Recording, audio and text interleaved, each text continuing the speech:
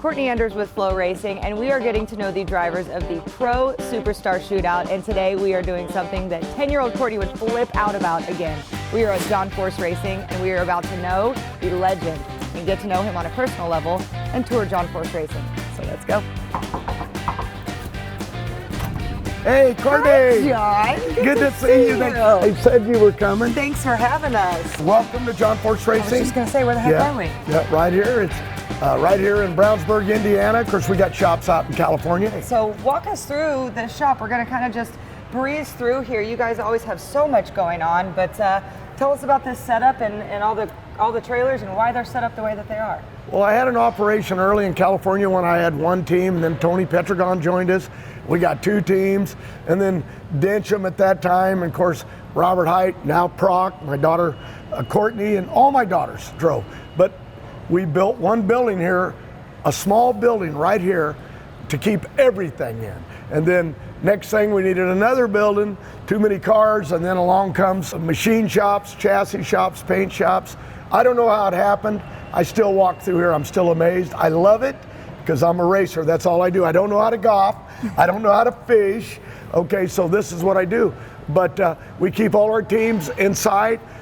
This is Proc's team, Montana brand, and of course Brittany right here with Monster Energy and Flavor Pack. They house the cars, and right now they're in a rebuilding stage, but they house the cars, the teams. So when this first started, this is the original building of where it was and you just added on, or did you move as you got bigger? Oh no, I bought the land and I built the first building, and then they said we need more room because we have hospitality and all that, so I built another building that was supposed to have been my rental. Then they filled that, and then we built another building and another rental, and it never happened. And then we made a right turn, so a little slowed down right now. The pandemic changed a lot of things, so got to see where we're going, but it's exciting. And it's like, I grew up in a little trailer park in Bell Gardens. Okay, played football, and it was camaraderie. I mean, I lived in a trailer house. I ate off a TV tray. My kids didn't even know what a TV tray was.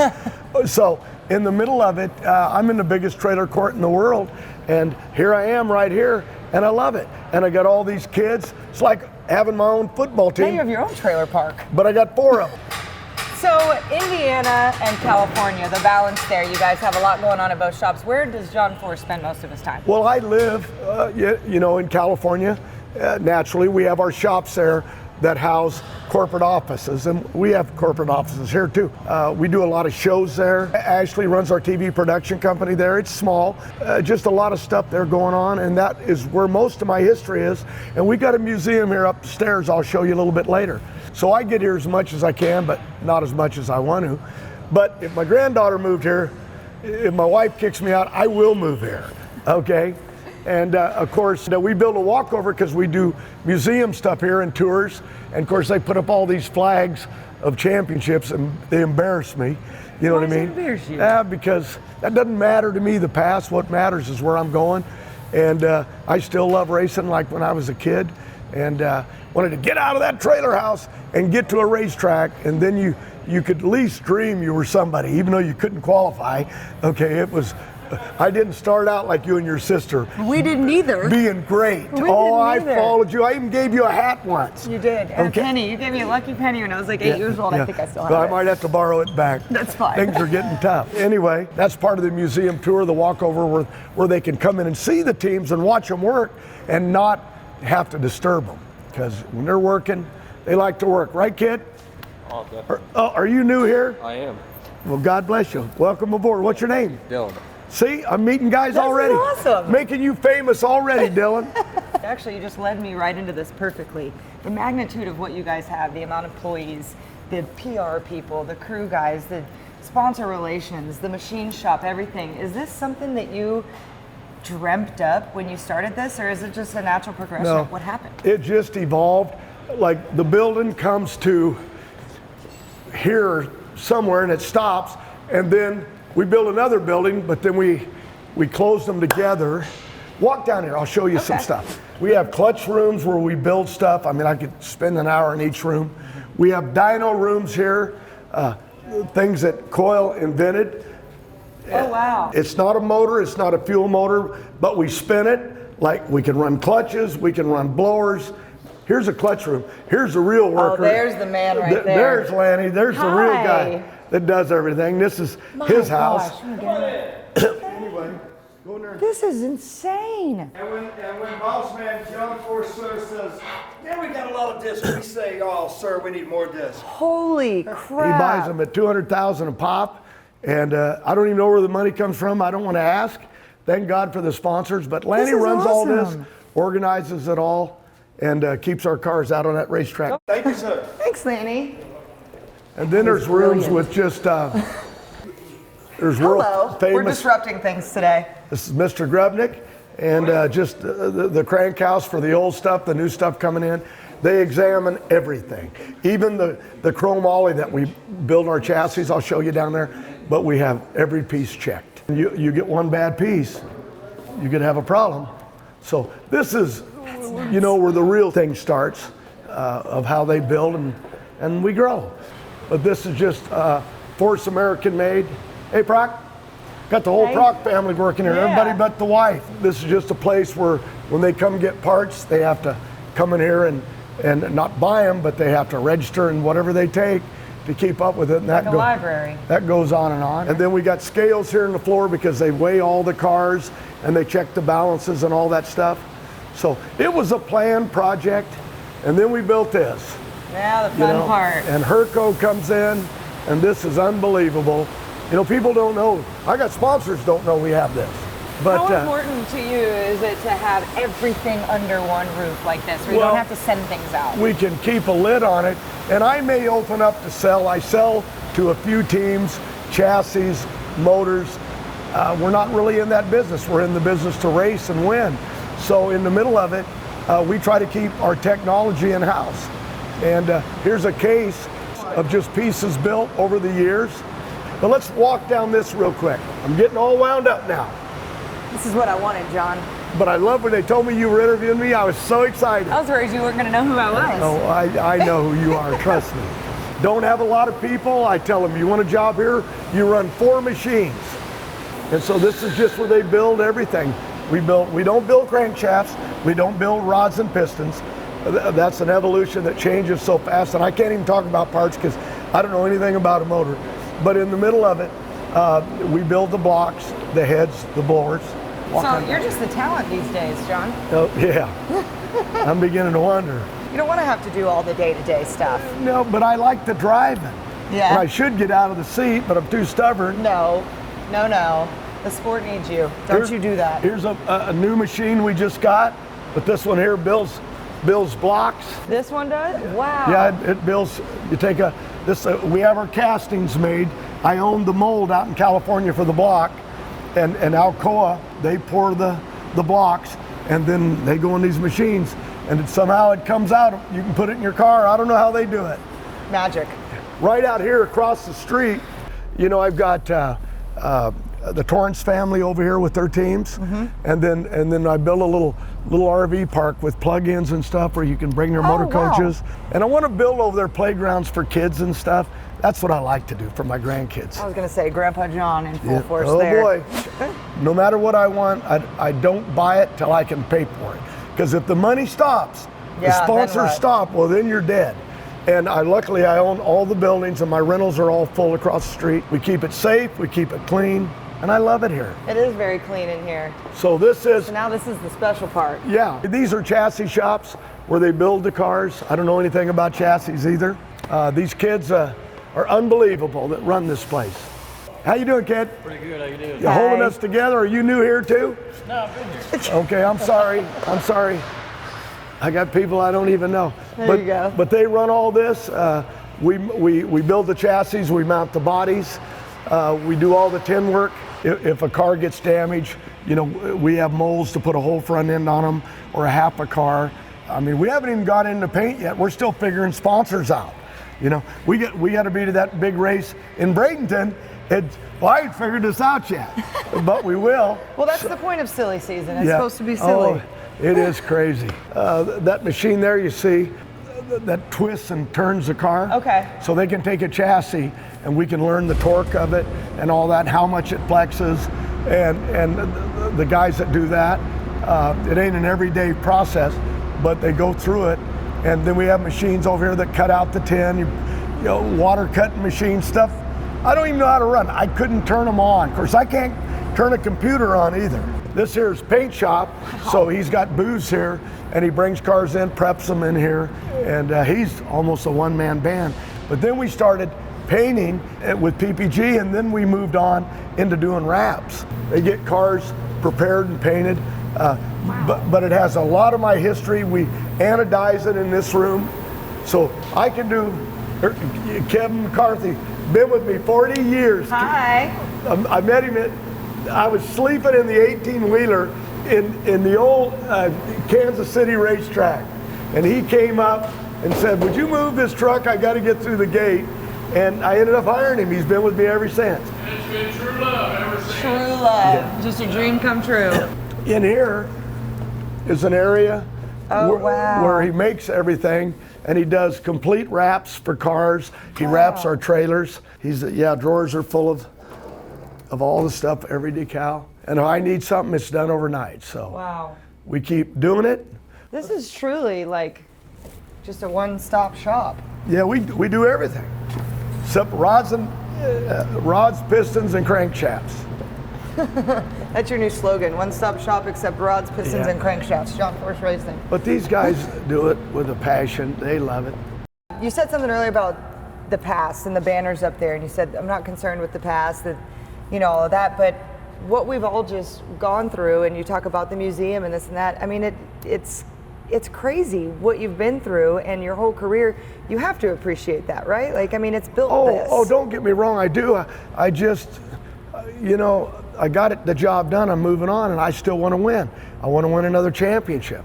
I know I got plenty, I shouldn't even care, but that's what you do. And when I get in that car, I'm young again. I'm 100, okay? Let's be honest. But I'll be 75 next May. And everyone wonders, why do you do it? You got money, why do you do this? And you got young drivers, but I really love driving the car. That's the only thing I understand. People don't know I went 15 years, I couldn't win a race. NHRA, who is this guy? I crawled over the fence. Wally Parks caught me crawling over the fence behind the tower to come in and watch him race. But I dreamed I was going to be Don Perdome someday. I'm still trying to be Don Perdome. Aren't we all? Oh, it just never changes. There's still your heroes, Mongoose, Raymond Beadle, and Shirley and Gartlets. I mean, that's the whole reason I live. So people say, well, you've already done it. You've already passed them. I'll never pass them. I'm still trying to be them. I try to walk like a snake, but I can't. So. People think that way about you, though. I mean, I know you know this, but it's my job as my role in the sport to kind of make you guys sit back and think it. Like what you just said about Don and Shirley and stuff. Growing up, it was we want to be John Force. Like that is. Well, thank you. I mean it, and I don't know anybody wants to be John Force. We all do. That's what I'm trying to dig into your stubborn head is the fact that what you built here and what you're continuing to build with your family racing and stuff. You've created an even deeper legacy in the sport than I think you even realize. Let's go down, we'll walk up to the museum real quick, and I'll show you what we're starting to build up there. This is a museum that I want to build, but now I've kind of stopped it because I bought the land across the street a couple years back, probably 5 years ago, and it's 15 acres, and I'm going to build a big place. My museum in California is the big one, and this one here, we're still growing. Got cars everywhere. Now I'm starting to put them on walls because I don't have a place to keep them. These are some of the cars. Like I said, I don't have chassis on. This is a Mike Neff car. I love this car. Look at this. This is a Jeff Gordon car we raced. But Mike. Oh my gosh, look at him. Yeah, and I just love it. And we cut it in half because I was going to put them all down walls, so I only wanted halves. So I cut some cars in half, and I wished I had enough. But I gave him half of it. I don't know what he did with it, but he's got it. That's great. But just, Auto Club cars with Robert Height and Highway Patrol that Robert drove. This one is incredible to me. This whole, I read that book, I Met Elvis at 1,000 feet. Give us a little synopsis of what that means. I used to do Elvis impersonations when I was a kid. I couldn't sing at all, but I liked to do it. I just always loved Elvis, and when I crashed there at Memphis and was out in a dirt field on my roof, the news guy ran up like, thought I was dead, like, oh my God, he got there before the fire trucks, safety safari, and he goes, oh my God, what did you see? And I don't know why, I just said, I saw Elvis at 1,000 foot before it blew up. And that became a big deal. John Forrest sightings of Elvis in Graceland. And now my cars are in Graceland. And I'm really proud of that because that meant something personal. But I'm proud of all my kids and their fire suits. And I try to keep everything. I don't let nothing get away except for what they take home with them. So I'm going to build this, but I don't think I am. My guys want this building back, you know, because we come up here and we have summit meetings when we get all the sponsors together. Yeah, let's go. You ain't nervous to walk over this bridge, are you? Absolutely not. I've devoted my life to drag racing. I'm not scared. Starting to build trophy cases here. But what I'm trying to build is all my drivers. I don't want to build me anymore. I've done it all. I want my new drivers like Proc and Robert. They got to build their careers. And that's where I want to go. Robert already has. But then my daughter, Brittany, and then I'm looking at Autumn next. Kids. Oh yeah, and then Jacob and Noah. And of course they play hockey. Did you, when you were doing this, before your girls were of age, did you ever think that they would follow in your footsteps? Did you push it, or was that just what they loved? Well, they were always on the road. Dirty noses, wiping tires, cleaning the bodies. They were always part of it. And that's kind of all Ashley, Brittany, and Courtney knew. Anyway, you can look down on the teams and see them building stuff. So the tours, people get to be in the pits and see stuff they never get to see. And that's what's pretty cool. This is incredible. Yeah, and then we changed the walls as new drivers and new wins, but we just try to keep stuff. And then they made flags of Robert and all of our championships and Brittany and all that. They did that, I didn't even know it. I think they gave me that for Christmas. Those banners? Yeah, they like making them, and because they print them all here down in the paint shop. So, but they made it where it's fun, and when you do tours, and one day I'll have this, you know. I don't know what I'm going to do with all of it. One day I hope my kids want to keep it. I can't even imagine, because we don't have near the lengthy or successful career that you do, and my dad to this day is like, what am I supposed to do with all this? I know, it's crazy. And I guess we're going to have to do the same thing, make a little museum, but it's a pretty cool problem to have. Yeah. When you have all these accolades and things of sort that you can tangibly look at. So, but Eric, this is Eric here. You knew Eric. Yep. And he and Robert and Courtney, and that's what they did. And he knew what he was doing. Robert did. These girls didn't know what it was all about. But these sunglasses are so early 2000s. I love it. I had them. This is just stuff that the fans brought here. And John Medlen wanted it all here. He was here with us at that time. And you know, he told me one day, he said, I left, he left us, and he said, every time I walked in here, it was like walking into the mouth of the lion, you know, and it just was hard. His kid was unbelievable, loved to cook, loved to give the kids ice cream. Yeah. He was just, the things that he did, and then drove a race car, and he was a bull rider and stuff, and he come to work for me with his dad. And then his dad put all this stuff in here, and just stuff we collected over the years, and his hot rod that he drove, and the go-karts, and the bull riding that he did. I mean, had a big, oh my gosh. Yeah, he had a big future, but God wanted him, and that's how you got to look at it. So, but it made, you know, the sport safer for everybody. It's incredible what his legacy has done.